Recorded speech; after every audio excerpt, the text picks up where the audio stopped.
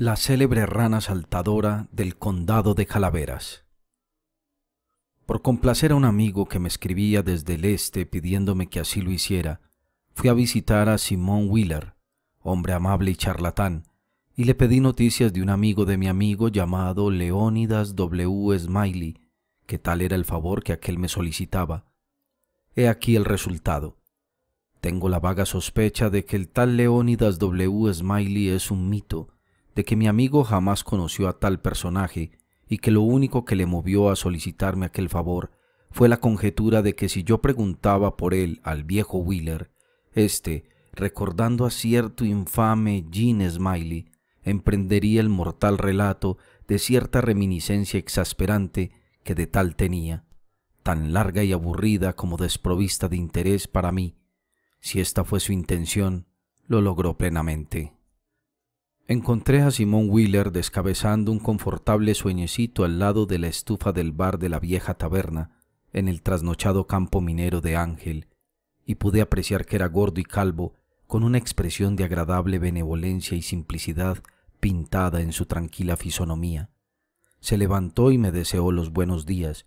Yo le dije que un amigo mío me había comisionado para que hiciera ciertas pesquisas acerca de un compañero de su niñez, a quien quería mucho, llamado Leónidas W. Smiley. El reverendo Leónidas W. Smiley, joven eclesiástico que, según le habían dicho, había residido durante una temporada en el campamento de Ángel, y añadí que si podía decirme algo acerca de este reverendo Leónidas W. Smiley, le quedaría sumamente agradecido. Simón Wheeler me arrinconó en una de las esquinas, me bloqueó allí con su silla y, después de sentarse, emprendió la monótona narración que sigue este párrafo. No sonrió una sola vez, ni frunció las cejas, ni varió el tono fluyente de voz que empleó desde la frase inicial, ni una sola vez delató la más mínima partícula de entusiasmo, pero corrió tal vena de sinceridad e impresionante seriedad durante la interminable narración que me demostró con toda evidencia que, lejos de imaginar que hubiera en su historia algo ridículo o gracioso, la consideraba como algo muy importante y admiraba a sus dos héroes como hombres de trascendente genio en finez. Yo le dejé proseguir a su manera y no le interrumpí un solo momento. El reverendo Leónidas W.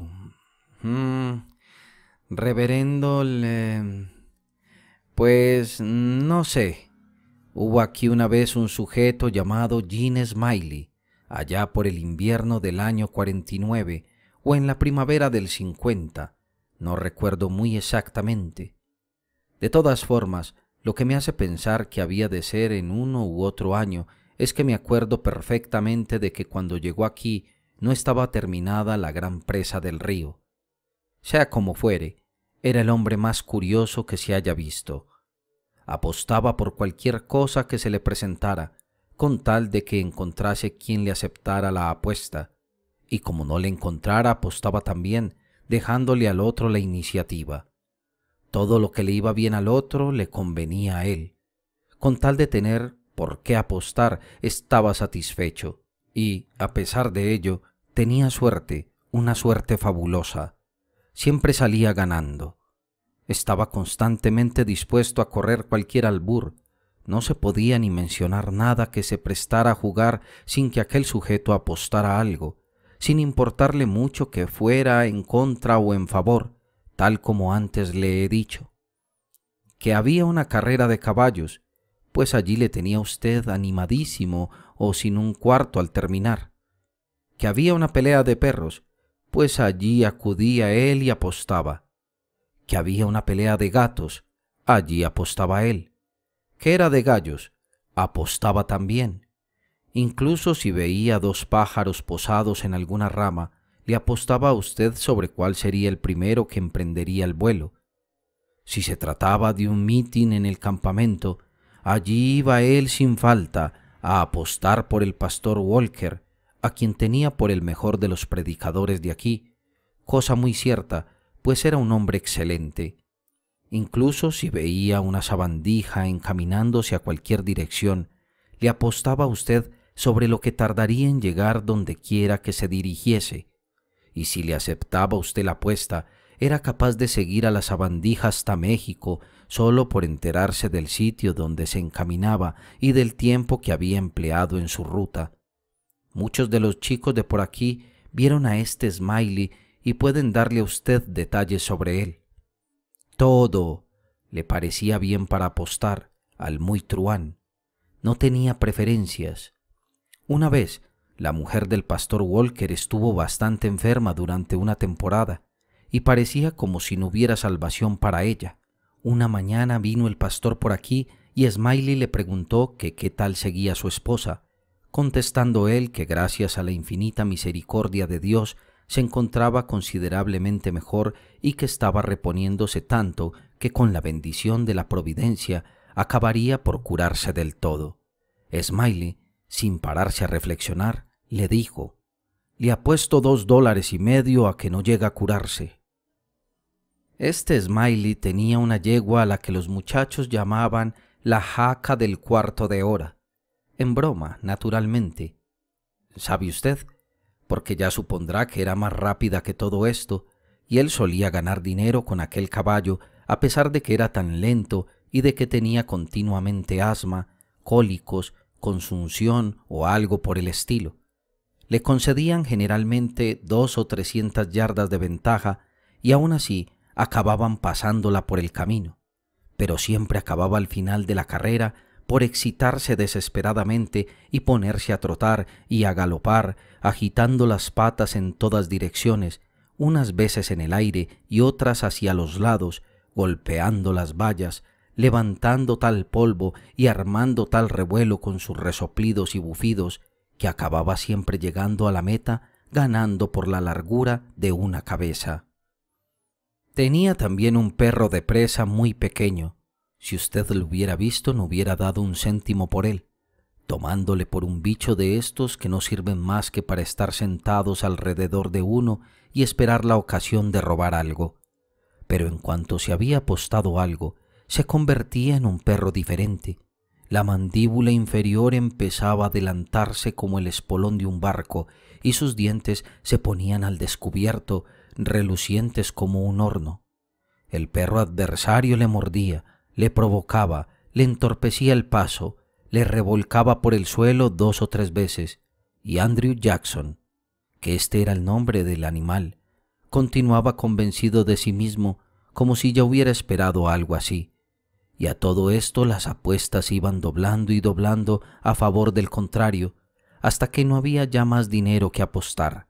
Entonces cogía de repente al otro perro en el preciso lugar de la articulación de la pierna trasera y se agarraba a ella. No le mordía. ¿Comprende usted? No hacía otra cosa que colgarse a él hasta que tiraran la esponja, aunque tuviera que esperar un año. Smiley siempre acababa ganando con aquel bicho, hasta el día en que tropezó con un perro que no tenía piernas traseras porque se las había cercenado una sierra de esas circulares, y cuando la pelea había proseguido su curso y el dinero circulaba ya en apuestas, fue el animalito a agarrarse a su sitio favorito y se dio cuenta inmediatamente de que le habían hecho una mala jugada y que el otro perro le tenía acorralado, por decirlo así. Quedó muy sorprendido, apareciendo como desanimado, sin que intentara ya ganar la pelea de otra forma. Así es que acabó mal parado. Lanzó a Smiley una mirada que parecía decirle que tenía el corazón destrozado y que la culpa era suya por haberle enfrentado con un perro que no tenía patas traseras donde agarrarse, siendo como era aquella su salvación en el combate. Después de dar unos cuantos pasos tambaleándose, se acostó y murió. Fue una lástima, porque aquel Andrew Jackson era una buena bestezuela que, de haber vivido, hubiera logrado hacerse un nombre, pues tenía pasta de celebridad y genio. Me consta, a pesar de que no tuvo oportunidad para demostrarlo, y no es razonable pensar que un perro pudiera sostener luchas como las que sostenía cuando las circunstancias le ayudaban si no hubiera tenido talento. Siempre que pienso en su última pelea y en la forma en que acabó, me pongo triste. Pues sí, este Smiley tenía terriers, gallos de pelea, gatos y toda clase de animales de esta clase, hasta el punto de que no le concedía a usted descanso posible, y fuera el que fuera el animal que usted le presentara para luchar, le aceptaba la apuesta con el suyo. Una vez pescó una rana, se la llevó a su casa y dijo que iba a dedicarse a educarla. Así, no hizo otra cosa durante aquellos 3 meses que estar en el patio trasero de su casa enseñando a saltar a aquel bicho. Y vaya si le enseñó bien. Le daba a usted un golpecito en el trasero y al momento veía la rana cruzando los aires como un buñuelo de viento. Luego daba una voltereta o 2, si había tomado bastante impulso, y caía con las patas hacia abajo y en excelente postura, como hacen los gatos. Le adiestró en el ejercicio de coger moscas y le mantuvo en tan constante práctica que en cuanto veía una la atrapaba al momento, por lejos que estuviera. Smiley decía que todo cuanto las ranas necesitan no es otra cosa que educación y que a las suyas se le podía inducir a hacer casi todo. Y le creo. Mire, le he visto poner a Daniela Webster, así se llamaba la rana, en este mismo suelo que estamos ahora viendo y decirle canturreando: «Moscas, Daniela, moscas». Y antes de que pudiera usted hacer un guiño, la rana daba un salto y atrapaba una mosca ahí, en la caja, y volvía a caer al suelo como una pelota de barro, dedicándose a rascarse la cabeza con su pata trasera, con tanta indiferencia como si no tuviera ni idea de haber estado haciendo algo de lo que toda rana puede hacer. Jamás se vio una rana tan modesta y tan franca como aquella, a pesar de estar tan bien dotada. Y cuando se trataba de saltar sobre terreno plano, salvaba más espacio de un solo bote del que pudiera salvar cualquier otro bicho de su especie. Saltar en terreno llano era su punto fuerte. ¿Comprende usted? Y cuando se trataba de casos así, Smiley apostaba su dinero por ella en tanto que le quedara un céntimo. Smiley estaba monstruosamente orgulloso de su rana y tenía motivos para estarlo, pues gentes que han viajado, de esas que todo lo han visto, coincidían en afirmar que sobrepasaba cualquier rana que hubieran contemplado jamás. Pues bien, es el caso que Smiley guardaba la bestezuela en una cajita enrejada y la llevaba a veces consigo a la ciudad para admitir apuestas. Una vez un individuo, un forastero, le encontró con su cajita y le preguntó: «¿Qué diablos lleva usted en ese cajoncito?».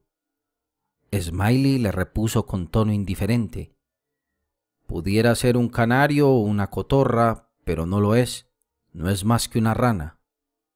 El sujeto aquel la cogió y la examinó cuidadosamente, volviéndola de todos lados y diciendo: Eso veo.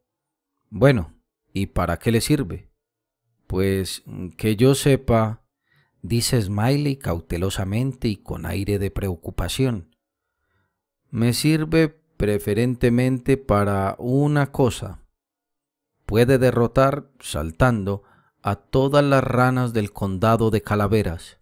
El individuo volvió a coger la cajita, la contempló larga y detenidamente y se la devolvió a Smiley, diciendo con mucho retintín: «Pues no veo nada en esta rana que indique que sea mejor que otra cualquiera». «Tal vez no lo vea usted», le contestó Smiley. «Tal vez entienda usted en ranas y tal vez no. Pudiera usted ser un experto y pudiera no ser más que un aficionado.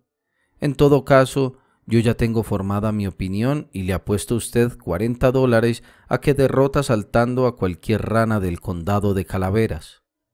Su interlocutor se quedó un minuto pensativo, diciendo luego con amargura y amabilidad: «Pues verá usted, yo soy forastero y no tengo una rana con que aceptarle la apuesta, pero si la tuviera se la admitiría». Smiley, entonces, le repuso: «Está muy bien, no se apure. Si me sostiene usted la caja durante un minuto, iré a buscarle a usted una». El individuo cogió la caja, puso sus $40 al lado de los de Smiley y se sentó, esperando.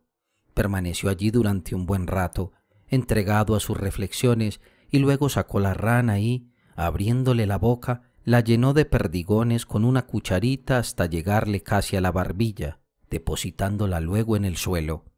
Smiley, entretanto, había ido a la charca, donde estuvo chapoteando en el barro durante un buen rato. Finalmente, cogió una rana y se la llevó a aquel individuo, diciéndole: «Ahora, si está usted dispuesto, póngala al lado de Daniela, con las patas delanteras al mismo nivel de las suyas. Yo daré la señal de partida». Y añadió: «1, 2, 3». Tanto él como aquel sujeto tocaron a los bichos por detrás y la nueva rana saltó con gran ímpetu. Daniela, en cambio, lanzó un suspiro y levantó los hombros. Todo fue en vano, no podía moverse.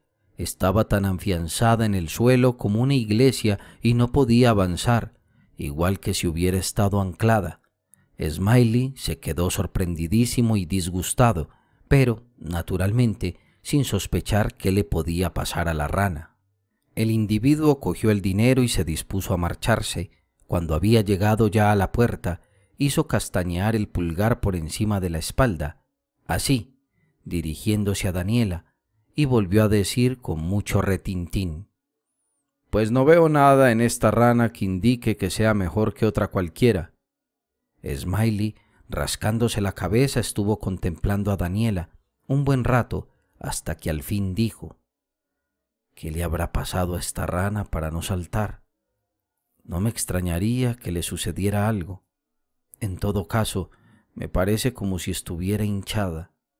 Y cogiendo a Daniela por la piel del cuello la levantó, añadiendo: «Que me lleve al diablo si no pesa al menos 5 libras». Y volviéndola del revés, le hizo arrojar 2 puñados de perdigones. Entonces, comprendiendo la treta, enloqueció de rabia, depositó la rana en el suelo y salió en persecución de aquel individuo, sin lograr darle alcance.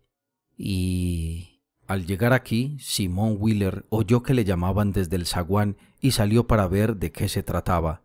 Al salir volvióse hacia mí, diciendo: «Quédese aquí y espéreme, no tardaré más que un segundo». Pero, con el permiso de ustedes, no creí que la continuación de la historia del industrioso vagabundo Jean Smiley me proporcionara mucha información concerniente al reverendo Leónidas W. Smiley. Por tanto, me marché.